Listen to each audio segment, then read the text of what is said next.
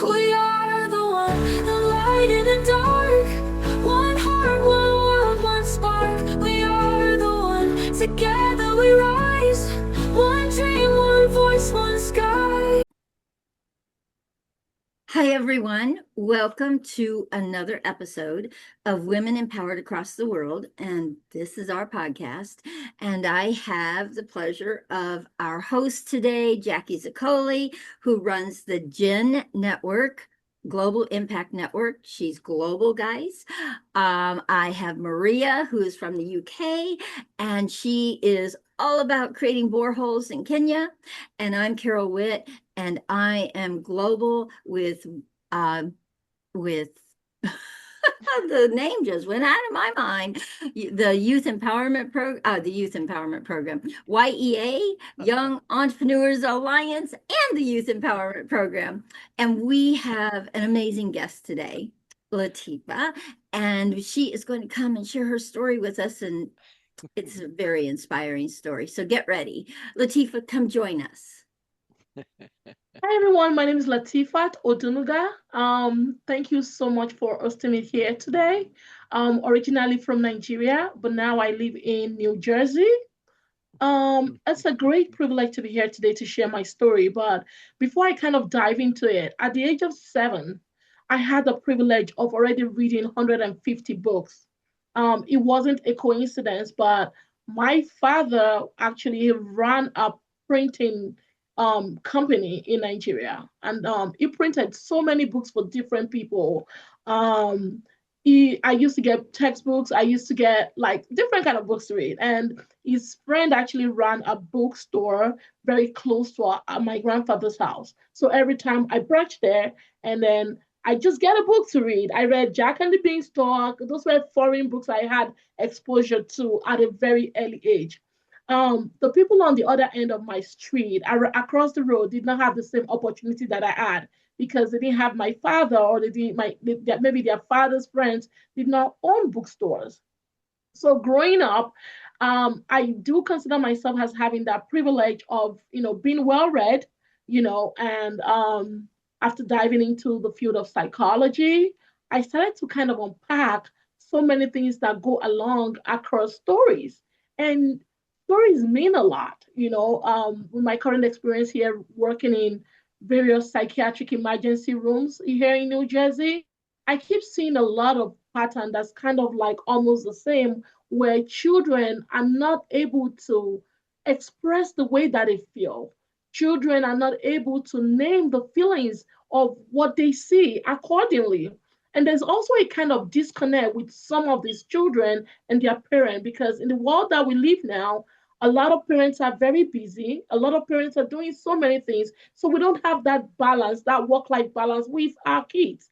So having seen kids come in for different things like, oh, I didn't get McDonald's today, so I'm just gonna throw a tantrum and then I'm gonna kill myself. So these children get sent to the psych ER, and guess what? We slap them with a diagnosis. Oh, adjustment disorder, or ADHD, or behavioral disturbance. And these diagnoses continue to follow that child across their life. And I think this has resulted into a lot of misdiagnoses, overdiagnosis, and so in some cases, maybe even underdiagnosis, right? Because sometimes we miss the big picture. So I got infuriated one day. I saw a little girl that came in because she's being bullied at school. They keep pulling her hair, they keep doing so many things to her, and she was the one who gets sent to us because she said to another peer, "I'm gonna kill you." But they've been doing things across board, and I think that was where I was like, "No, enough is enough. Something needs to be done." And I said, "I'm just gonna run my own company because I'm not going to wait for any traditional publisher to tell me my draft was not good enough. I've seen the picture with a lot of experience that I have had, and knowing that this is an intergenerational legacy for me. My father was a printer, my mom sold printing materials. So I kind of have like a picture of both worlds. My parents already were doing business with China even years before I moved to America doing printing. So it's kind of like I told my mom, I said, I think I could do this. So that's kind of what set me apart as being an independent publisher when I started One Young Africa, right? And The goal was, I'm that African, that's the positionality, and that one young person that's going to say, listen, this is how we're going to run this. Um, I don't need to be a traditional publisher at this point, and it's whatever I call it. So I started this independent book publishing industry. Wow. So great. I love when things are created out of passion. Yeah, it's the best way. It is absolutely the best way because your passion will drive it. And I hear your passion. So, can you tell us a little more of what you offer people inside of what you are up to? Because I know you do a lot of things and impacting a lot of people. What do you do? Yes. Yeah, what she does in So the outside of schools. just, okay, The schools. You go Yeah, tell them. Give it to yes. them. So, Give please. it to them, lady. so outside of what I do with One Young Africa as a book publishing industry, um, I kind of also saw a pattern across like underserved areas, under-resourced areas, across here in the US and even Nigeria, Ghana, like some of these places. And I was kind of trying to work on unpacking how can we support these kids. Like I said in my story, I had the privilege to have read 150 books at the age of 7. That was because my father gave me that privilege. But you see, there are people who don't have the same privilege as myself. And we kind of picked like some pilot schools. One of the schools that we picked was in Osun State in Nigeria. And I tell you, some of these kids don't even have breakfast before coming to school. Some of these kids have to go up. They have to carry things on their head and go sell for their parents before they even attend school. We saw a lot of issues with attendance, but this is how we got to know the information. I discussed with some stakeholders in our community, and I'm like, what can we do for you? We're not really coming to empower you. We're coming to give you tools of empowerment. And initially we discussed with the government, we discussed with the school owners, and they gave us permission to do at least one pilot school. And it was mind-blowing. This initiative is called Literal Reach, and it is to reach all these places that are the nook and cranny that anyone will not think about, but we also want to give them that equitable access to education. We, as simple as an exercise book can be, right? You wouldn't imagine that some parents cannot afford just one exercise book, a notebook that costs like less than $1. So we had to print literally rich imprinted books. Like I said, my father was a printer, so I know how to do it cheap. So we did it very cheap, and we printed at least 1,500 copies. All of these were funded by myself, just because of the passion, and the parents were happy. Some of the conversation we had with the parent, you wouldn't even imagine. The parents were like, my child is brilliant. They sing the latest Afrobeat. They use their brain to do these things. But when it comes to doing educational work, some of these kids could not even read. So what did we do? We kind of did an initial survey where we told these kids, write your name on the board. So they came. Some people had, where it was so difficult to even spell their names. And kids that couldn't do this, eventually the outcome of our model kind of, they could now read. Some of these kids, we did testimonials with them. The information is online. They were able to say, oh, they understood what we did for them. We had playtime, we had reading time.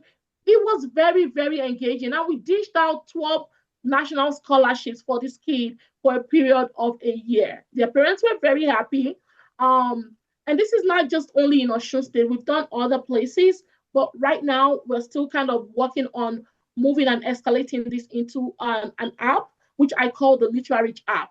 Because one of the things that kind of was very important for us is our program directors spoke to the stakeholders in their local languages, right? So that they could understand what we're doing for the kids. We had conversation with the mom who would send their kid to go up, and we're like, can you keep that working so that they can focus more? And it was a kind of partnership with the parents, the kids, the school, and us. We had to work together. We did roll call. We were calling the parents. We're like, okay, there's something tomorrow. Are you gonna be there? And outside of that, I also publish books. I've written a number of books. Some of them are also being I don't know if you can see it, but yeah, I We don't did know. right there, right there, right there. Yeah. Right there. Yeah, Oh, I love my brain. Oh, I love that. that's cute. I don't know. I'm gonna try to see. I think it's So these are all for young people, books for young all people. for young people. Yes, Yeah, all for I young love people. that. So if you look at some of these books, when I wrote I Love My Brain, I'm like the brain is a very vital part of the human being, right? And it is important for us to teach this early literacy at a very young age. Like teaching kids the need to protect that vital organ. Like there is a need for it, and we cannot discard that. The importance of brain health cannot be overemphasized, right? And knowing that this particular book is just what is 0 to 5. You're gonna think, what is Lateefat gonna tell a 0 to 5 year old? Yeah, I have a lot to tell them. You know, telling them my brain helps me play, my brain helps me Aw. learn every day, my brain loves food, apples, bananas are yummy, yummy, yummy. So it's kind of yeah, that's what is actually in there. My brain needs water. Water makes my brain just feel right. Sip, sip, sip, hooray! You know, something that they can engage with. And if you look at this, right? If you look at this last page, I made the kids the champions of their own. Oh, They can, it satisfies that this person is taking an excellent care of their amazing brain. Teaching kids that they need to love their brain. So when they get to age 10, somebody shows them weed, they're gonna say, no, this is not good for my brain. So when right. they start early, they begin to understand that, oh, when I was a kid, I read a book by a lady called Lateefat, and it tells me to protect my brain. So when someone wants to say something bad to them, they have to protect their brain because it's Oh, important. And you I cannot, love this. I love it. I love it. yeah. Thank you, Lateefah, for doing this. Thank you. I told you, she didn't even tell half the story. Oh, well, we can have her back on. So, Yeah. so Lateefah, how do people connect to you to be able to get your books to into their own communities? I have 43 countries in Africa that I work with. How can we get your books into those countries? So one of the ways that we can get these books into the countries is there is a program I'm kind of initiating in Nigeria now. It's going to be very wide, but I've been kind of looking into getting funding because most of the things I've done are actually things I've self-funded on my own. And it gets to that point where you can't keep self-funding some of those things. But I intend to do a Read Across Nigeria project Ooh. across the 36 states. I'm calling it RAN, RAN, Read Across Nigeria, where we're doing it simultaneously across the country. We want to work with educators who are very, very passionate, who know what they're doing, you know, and we Mm, want to do this readathon with them mhm. because it's going to be the very first time such a thing is going to happen in Nigeria. So being able to understand that we can do this across Nigeria, we can do it across other countries, right? Where we do this readathon state by state, community by community, but we really want to reach the underserved and under-resourced communities. But we don't also want to forget the communities that are also that we might think they have these resources, but they're really not having these resources. So yeah, I'm happy and willing to collaborate with people that want to work with me. Some Mhm. of the things that I've done have been translated into 5 other African languages. One of my books, Tommy and the Little Seed, has been, you know, we've translated it into Tui, Yoruba, Hausa. We have it in Igbo, and we also have it in Swahili. Some of Swahili. the, yeah, yeah, so we're already getting everything prepped up, so we have it in line, like in what we are doing. One of the projects that I really want to talk about quickly is the climate heroes cards. I've created some flashcards to help kids learn, and I understand the importance of flashcards. Aside the climate heroes, we started with the climate champ, and this is a set of 25 flashcards that we intend to use to help kids learn what climate is about. I tell you for free, when we started asking Nigerian children about like, what do you think about climate? they don't even know the word for it. So if kids don't know the word about for climate, how do you think they're going to understand the impact of taking care of their environment? Which made us develop the 25 set of flashcards to educate them the importance of the climate. And it has Told you. illustrations in them. We're using storytelling as a way to communicate. One, the beginning of the flashcard for climate change had our amazing earth. Can you imagine? And it's like, what's going on with our amazing earth? Our amazing earth is dying. Why is our earth dying? It's because of climate change. And with all those big texts, you could see the little blurb that tells you what we are responding to with that story. So, well, it's a whole story pattern along these 25 cards. Wow. After we did this, we then projected, we worked with the American population now, and the United States Green Building Council adopted these flashcards, but we now did the climate heroes for them, which I created, and it's a set of 44 cards that they're using all through K-12 in the whole state of California. Wow. The educator, her name is Liz. She's super nice. She's been really, really helpful. She adopted it, and they have it as their own stuff on their website. Like they have it as their tool that they are using to educate K-12. Yeah. Wow. So Lateefat, what are the age categories for your flashcards, your books, your all the stuff that you have created? What's your age category? So I love my brain, and Tommy and the Little Seed is actually for 0 to 5. 0 to But 5. I'm gonna digress. Tommy and the Little Seed was used by the president of the job where I work, Overlook Medical Center. Her name is Stephanie. She ordered a number of these books and she used it in a leadership session with some team members. And you would think that this book is actually for 0 to 5. I know the protagonist, Tommy, found a little seed on the floor and he picked it up and he went to plant it. But when you look at the managerial side of it, it was taught to the managers that when you look at the seed, it took time for the seed to grow. So teaching them about patience on the job, teaching them about how to relax and take care of themselves. You would think this book is for babies, but no, managers are reading it. And somebody spotlighted me and said, "Are you Lateefat? Did you write a book?" One of the managers, I don't know her. She saw me in the hallway, and that was one of the best moments of my life, that someone could recognize that I did a piece in the hallway and I don't know them. I love it. Well, get ready, because when we put this out, you're going to be known. Many people are going to be knowing what you are up to and what you are about. So if you look at this one, Zuri's Quest, managing anger and ADHD. Yeah, you see this angry boy. He's a little bit angry somehow. But what I'm trying to say is Zuri's Quest, I actually did it in series. The first one was managing anxiety, and this one is managing anger and ADHD. And when you look at these topics, they are very connected, right? The anxiety one was actually talking more about bullying, and then the girl developed anxiety, and we're giving them those tools. If you look at the tools that we're giving them, these books are not things that we want the kids to drop and be like, "Oh no, I'm done." They have tools in them to help them learn how to relax. If you look at this, I don't know, for a reason, I think it's my background, but we're teaching the kids how to like do these relaxation things. And this one particularly is for like third and fourth grade. And also the other one is also like for like third and fourth grade.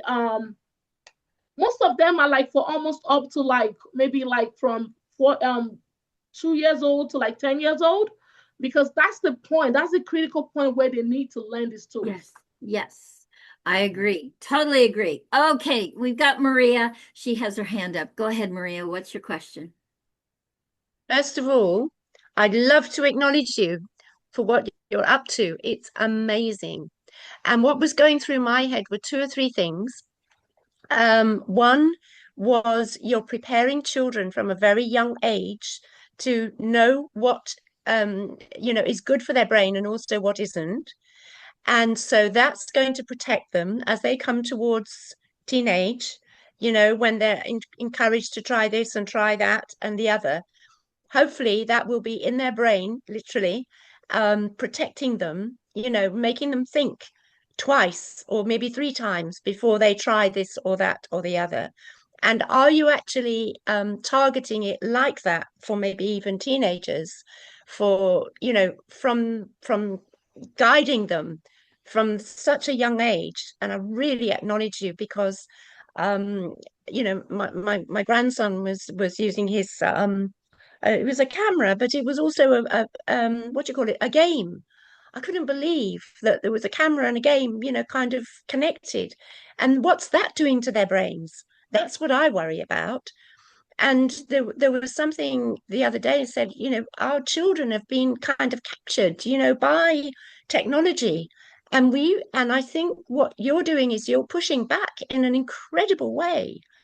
And I just love you for that, not just as me, but as a grandma, as a mum, as a grandma, and what you can bring. So I have another question. Are they available in England? Are you going to be, can we get them here?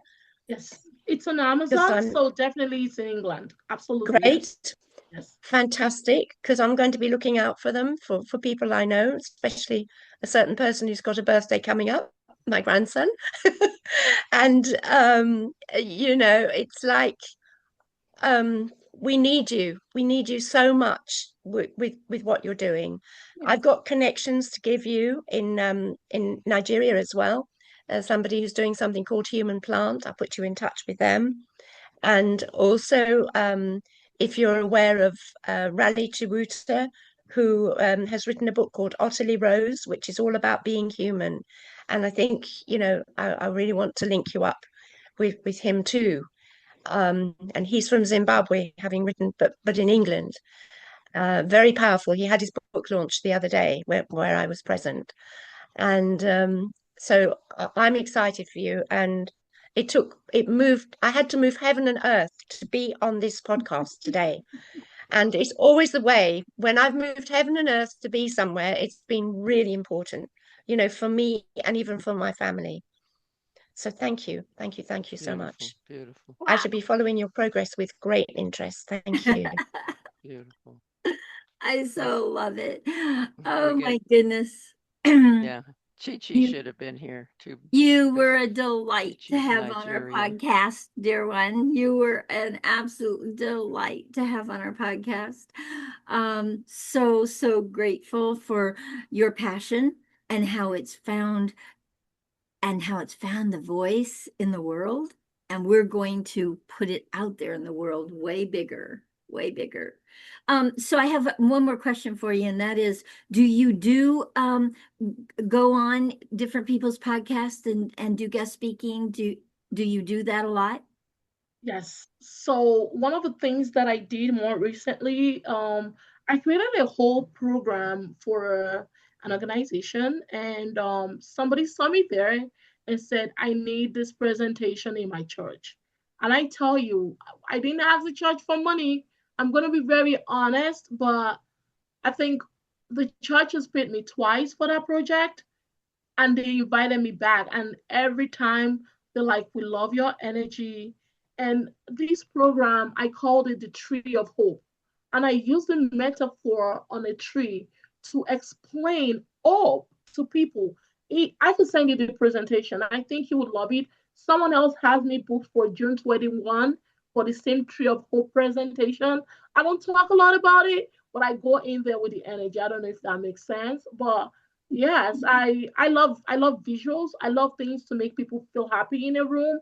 I like creativity, so I kind of merge both and bring in the knowledge of psychology into it to help shift the mindset. And that's what I'm doing with kids.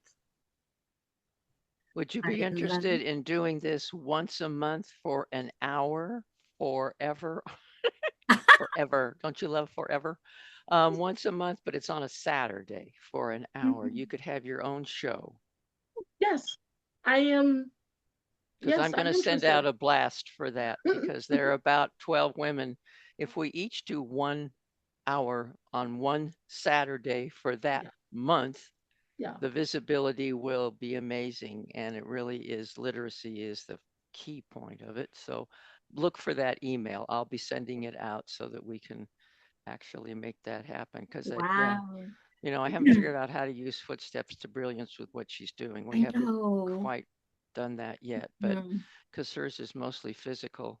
And that's beautiful. Don't get me wrong. I just, there's so much more in the education Oh, area that we need to get out. I haven't been given the message yet. It hasn't quite come to me. It's not time yet, I guess. But I'll keep searching. So beautiful. one Absolutely beautiful. young African, Oh my goodness. Wow. Uh, Chi would have been great to have oh, on. she would have. She's from Nigeria, been in the Mhm. States most of her life. Yeah, she's in And California she now, has, so yeah, so, but she's typically here, and I'm sorry that she isn't. She's probably doing something like celebrating her daughter's graduation from graduation. college, you know, something dumb Something, like that, something small. insignificant. So I have to Oh teach my her. goodness. Thank you so much, Lateefa, for joining us. I'm going to end this. And so I just want to say, guys, this is a platform for women to share their stories and inspire many across the globe. Please, if you would like to be a guest, please reach out to one of us. We're on LinkedIn. Please come join us. Be a part of this.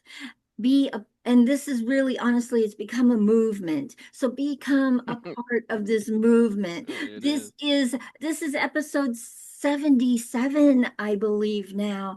Wow.